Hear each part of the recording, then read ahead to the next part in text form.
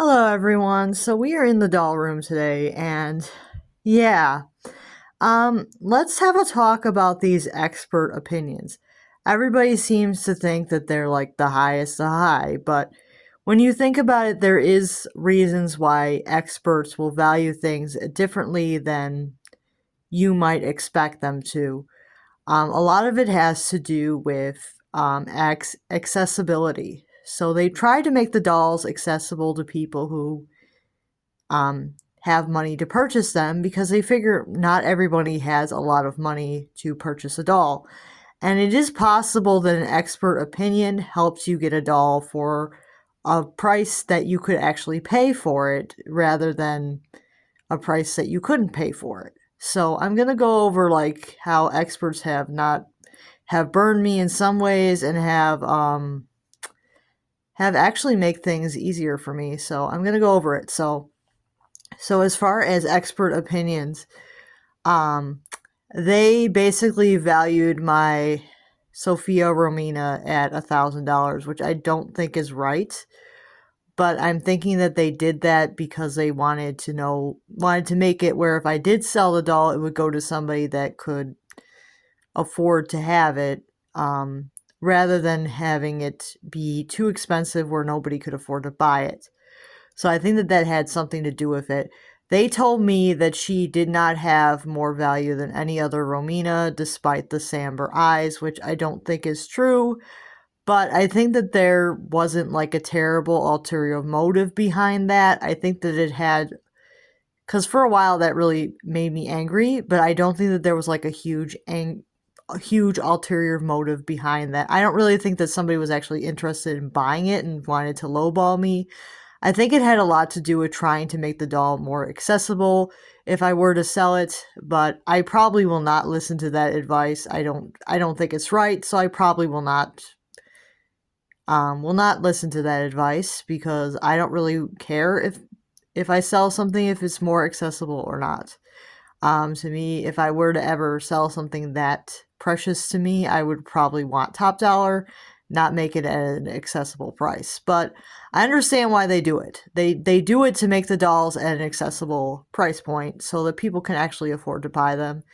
And yeah, top dollar for Romina dolls is about $5,000, and that's what I was thinking that her value really was, but they were telling me differently because they wanted to make the doll more accessible, and that was the ulterior motive, not that one of them wanted to buy the doll. But yeah, I don't know if that's 100% fair to like tell people like a certain value to make a doll more accessible, but they basically do it that way because they know that it'll be more likely to sell and it'll be more likely to go to somebody that will appreciate it rather than having the doll be super expensive where nobody can buy it.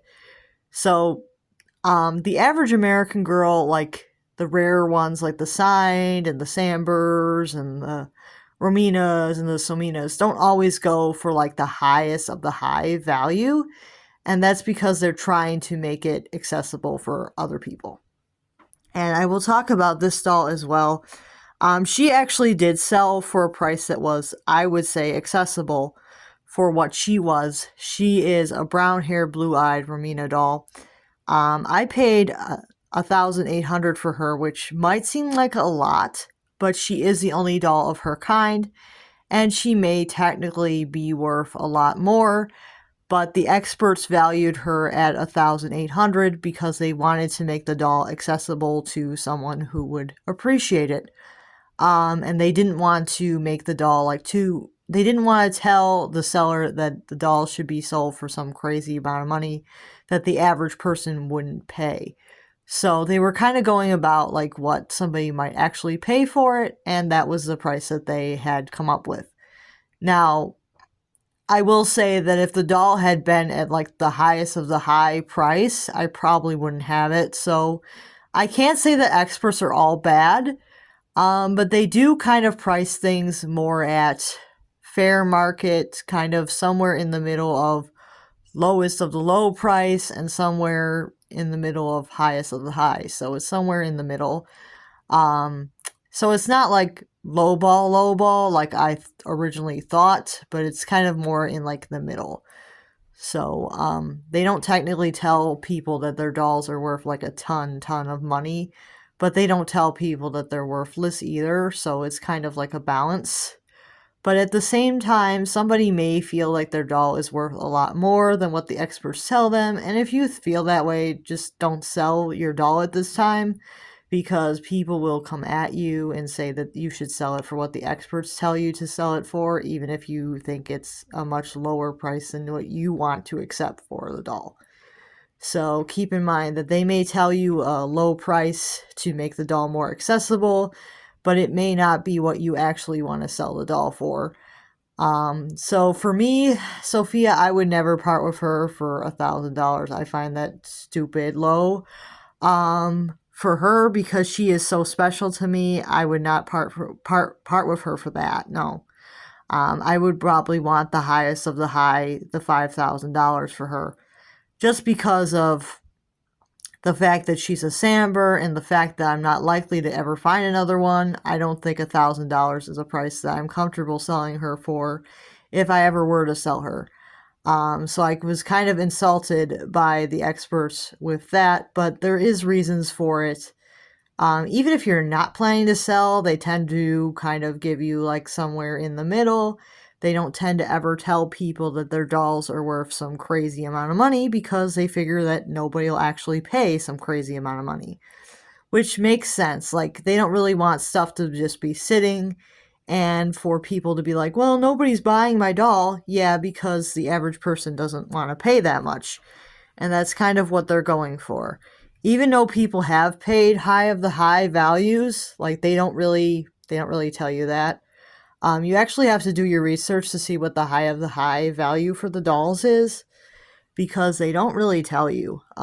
They're going to tell you like what fair market value is, but it may not be what you want for the doll. So keep in mind, like, anybody that's an expert, like, I've even been guilty of this, telling people like what the fair market value is of a doll, not like some crazy amount of money that they could possibly get. I've kind of been guilty of that too, but not for Romina and Somina. I'm like usually pretty honest about what the high of the high value is for those, but because I kind of feel like most people, if they sell those, they're never gonna find another one.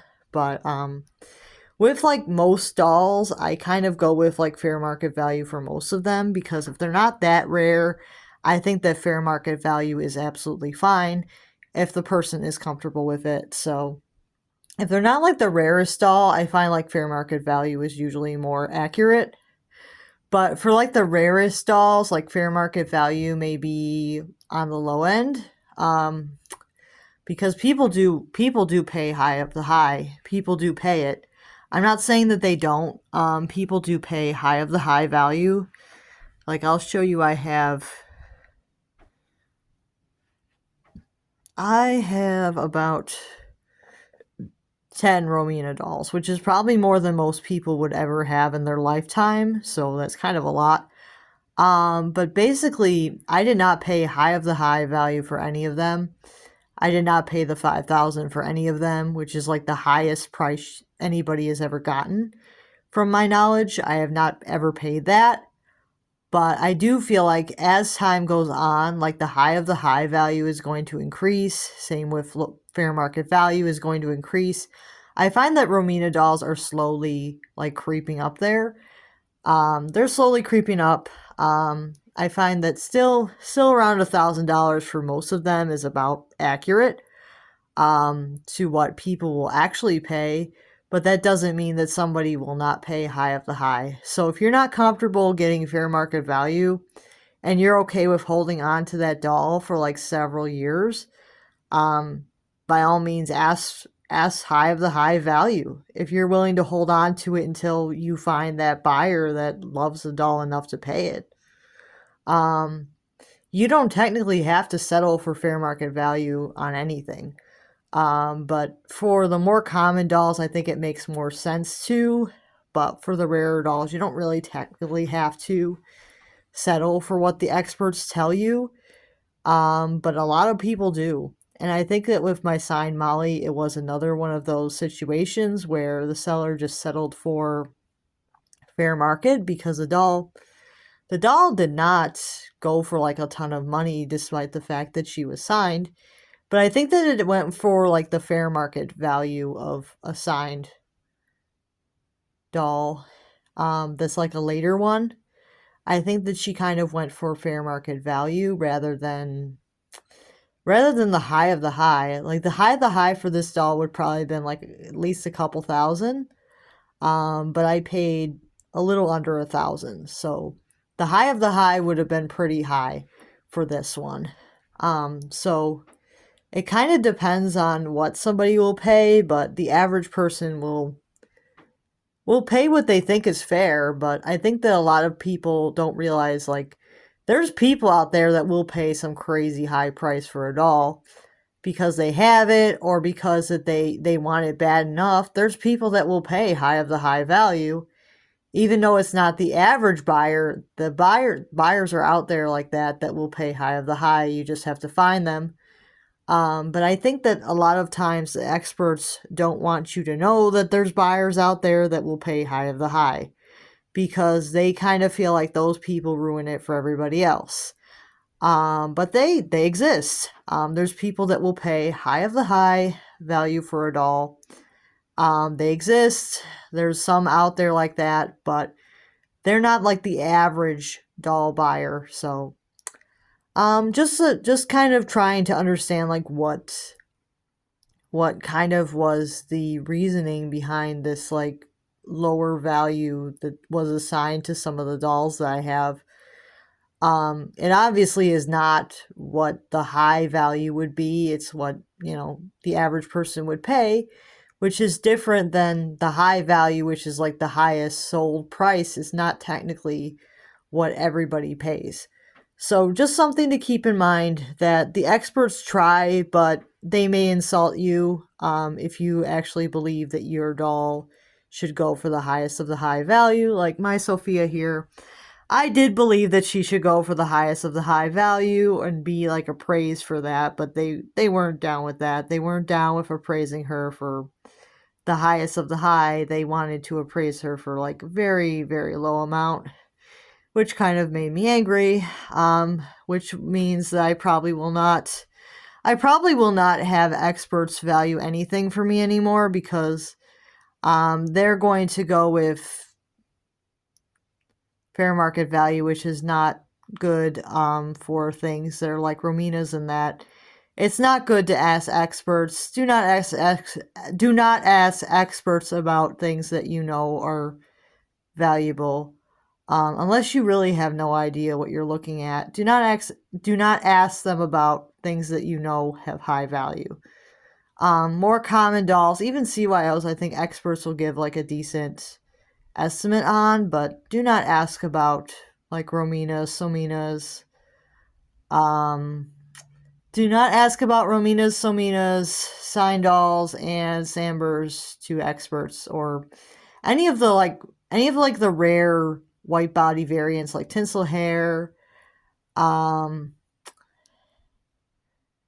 spooky eye, anything that's like a rare variant. Do not ask an expert how much you should charge for it because they're going to give you fair market value, and you're probably not going to get the price that you would get if you were willing to wait. So I would suggest highly waiting it out for the highest of the high price for something that's actually valuable, rather than taking like fair market value because you're likely to get the high price if you just wait it out.